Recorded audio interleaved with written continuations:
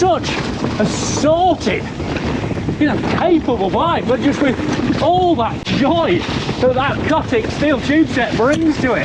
That extra dose of delicious character. My name's Guy Kesteven. I've been a professional mountain bike and kit tester for nearly 25 years. And today I'm in Sheffield with the brand new mid-travel 150, 140 steel framed 29er, the Cotic Jet. And the Jet is kind of the missing link in the current range between the Rocket Max, which has now gone proper full-on enduro, and then what's interesting, when they did kind of mid-travel version of the Flare Max, it's always been the 120, 125 mil travel bike, they pulled it out to 132, and they had it was way more popular than I expected. So it kind of seemed obvious to fit a new bike in that gap that they'd created. And I have to say, if you're looking for a sweet spot trail bike set of numbers that really match the feel of this steel frame, you can see the way Rich is flicking it around, and just that beautiful spring out of each corner, but then enough stiffness that when that front wheel goes down again, even at the end of a 490mm reach, there's no horrible kind of ricochet or loss of control. You can properly push that high grip compound WTB super hard. So I kind of want to introduce the people who are in front of me. You've got Rich, who's the mad at ideas and making things beautiful, and he's done a belting job on these bikes, because these ones are riding kind of limited edition first 30 frames made by Fiveland in Scotland, or at least the main frames are, the steel part of the bike, and then the Jets will be coming from Taiwan, like the Flare Max, and they'll be 20% cheaper, but without that kind of rare breeds, porridge powered kudos. Hello. Oh, but I tell you what though, this really does up and respond to the pedalling super well. I mean, obviously I've got my pervert build Flare Max downcountry bike rigged out super light tyres and wheels, but so this is considerably heavier at 15.2 kilos, but damn, she drives, and just a feeling across those rougher corners there, you know, I'm still nursing my knackered leg a bit, and it is so forgiving. In terms of the rest of the admin, 64.5 degree head angle, 76ish seat angle, depending where you have that saddle height, and then, like I've already said, 490mm reach like the rest of the drop link range. But there are, oh my god, the grip, I was well out of position on that, bodily and physically. Look, it's got that little bit of ductility in that steel frame, just hangs in there off those side knobs. Such a gift when you're riding with people with more skill. It really is. Proper ego flatterer. It's more than that. You're just not going to get that spring and pop amplification from the carbon or alloy bike in the same way as you are from the steel mainframe. And they've worked so hard on it. Custom seat tube, because it's still got that same stiffer, oversized oval form top tube as the Rocket Max. Because you've got a little less fork leverage with this 150 in, it just feels that little bit tighter, that little bit muscular. I mean, this bike makes absolute perfect sense in terms of fitting into a gap in the bike range, but there's kind of quite a history of bikes that ought to be made turning out pretty disappointing. Basically turning out to be a bit of a dad bike, kind of just a compromise that ought to happen rather than the bike that really needed to happen. You know, I'm not going to name names, but I can think of a whole load that have kind of dropped in between a short travel bike and a long travel bike and just not done the business. They just haven't been successful from a sales point of view. But I mean, obviously this isn't even on sale yet, but hell, this bike has such a sweet identity, all of it its own. The control I'm pulling out of this on size own shock testing track is just awesome. This is a proper Goldilocks bike. What a beauty! Jesus Christ, this is mint. And there's so much work in this tube set as well.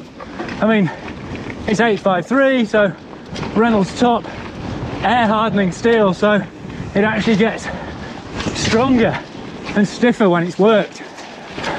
But Si's been working with Reynolds, you know, since he did the first hardtails, and well, this is the latest, toughest incarnation of the oval form top tube with a really defined flattening in the center section, and then oversized round section rear with that little supporting strut, and then you get oversized down tube as well off the Rocket Max, just to give it that extra bit of strength so you can properly push it into turns, rail it round.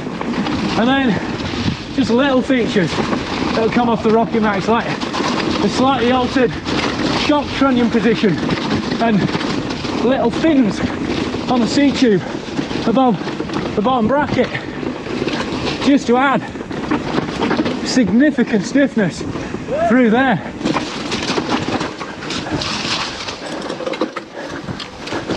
And then aluminium chainstays, because you can just do more work to work them around the tyre.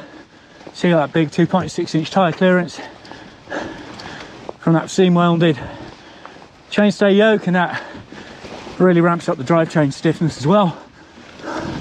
Although you've already got that custom kinked seat tube to keep it a really powerful bite through the pedals.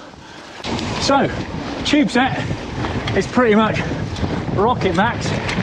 Angles are a little steeper, but definitely similar vibe. So the real difference is with outside manipulated drop link suspension, and the actual layout is the same, but the rocker's lower, which gives you more seat post room, and it makes the bike naturally less progressive.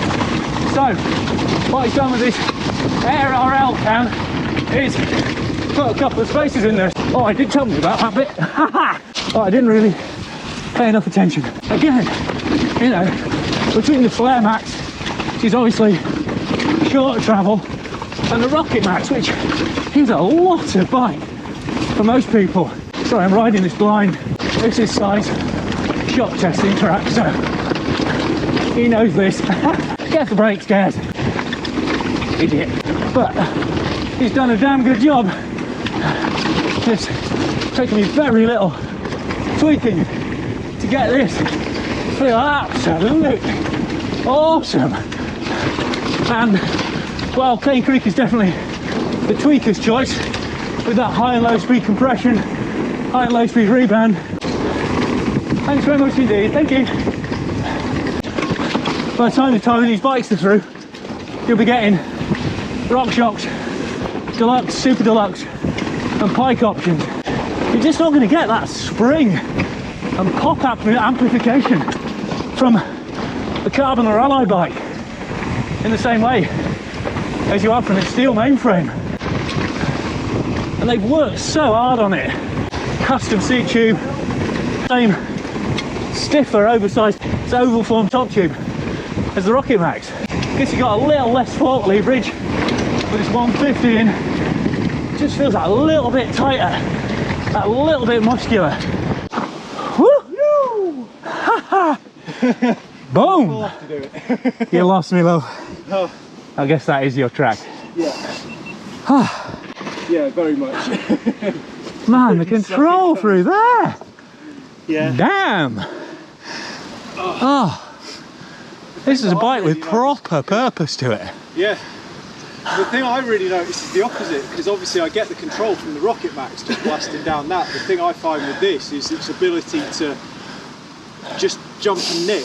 Yeah. Like it just... Yeah, there was no point where the front end was feeling vague or No. it was stepping out of line. It was just, It's it's got a real purpose to it. Yeah. Yeah. Oh, I'm so stoked, mate. I was like, I mean, I know you know, you like our bikes and you're... But you know, this... but it's like, you're Yeah. the first person outside the company to ride it, so I was nervous this morning. I'm so that you like it. Oh, this is ace, mate. It's got all the feels, but with all the like, it's kind of like a conventional bike plus all the Cotic character. Do you see what I mean? You know, it's like the best of this genre of bike, but with that level of Cotic character on top, but without that ever being an element of compromise. Nice, I like that. I'm glad. There you go, that's the final bit I need to say. Somebody remind me of that. And one thing that kind of separates Cotic out a little bit to a lot of the more progressive bikes with sort of similar head angles and reaches is the fact they actually run a reasonable ground clearance for cleaning rocky sections like this. So there's over 340 mil under this bottom bracket. So typically a pedal dab there, but that's rare. And again, just that little bit of ductility in the frame just gives it that final bit of grip. And then, come on, where are we going here? Take the cheap route. And even 15 kilos, like I say, pedaling is so positive. Really sorted climber. This 76-degree head angle, seat angle rather. It's the poise. So good on this bike. There's zero drama. And of course, as I showed with me, Flare Max, you know, there's plenty of ways you can chase weight out of a bike if you want to. So this is running Hunt Trail wide wheels, which are pretty light to be fair, and then Helm Cane Creek fork, not so light. So the Pike version will be significantly lighter, but it's the character of this bike that makes it so awesome. Oh, just slotted straight into it, up and down. Happy days on the Jet. First class travel. Or is that even a thing anymore? I mean, hell, it's about the only thing you can fly on these days. Is your bike.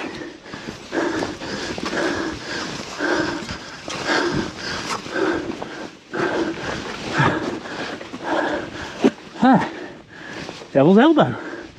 Cleaned. Oh no, hang on. One last kick. Oh, that would have been embarrassing, wouldn't it? So you've got full range of build kits from SLX down to Platinum. This is the Gold XT build, so full XT with the Cane Creek as standard, and then, but as well as the stock builds, you know, Cotic will help you work with the kind of custom options that they keep in stock, you know, from Hope, the WTB and other kit providers. And obviously you can build it up from a frame as well if you want, but it's just the control, just poise, balance, the amount of time you seem to have to deal with sections. That's the absolute takeaway on this bike. I mean, normally on the Cotic, I'm just talking about like the warmth and the charisma and the character of the steel frame. But on this, there's a whole extra level of just solid, sorted, grit, confidence. It's just a superb balance. Whether you go slow speed up techie climbs or flat out down unseen descents, this is just such a beautiful bike. So there you go, Cotic Jet, just an absolutely awesome modern trail rounder with everything that implies in terms of composure, control and confidence, but with that absolutely delicious sprung charisma of steel, but a real purpose to this bike, a proper in its drive and in the way it tracks and the way it grips, uses every last bit of that knob on the tyre. This is a proper sweet spot bike, a real Goldilocks winner. So massive thanks to Si for letting me have an early exclusive on this bike in terms of riding one of the first production bikes. Massive thanks to my Patreon supporters who donate a small amount every month to help with the upkeep of the channel, and they get early exclusive and extended edits as a reward, and they get a high level of communication in terms of buying advice and tech advice. So massive thanks to those guys for supporting the channel, and if you like what I'm doing, please consider joining them on Patreon. Links are at the end. Please subscribe if you haven't already subscribed. Click the thumbs up button to give it a like, because that gets me on more algorithms, so the videos get shared more, which means I can produce more content. But also click for notifications so you get to watch the tech talk round on this bike, where you can see all the up-close detailing on the frame set and all the other features and the spec of it, in case I've forgotten anything during these riding reports. Because to be honest, on Cotics I do tend to get sucked into the ride feel more than kind of the basic numbers and just components, because that's where the real joy of these bikes lives, in those tubes and in those angles.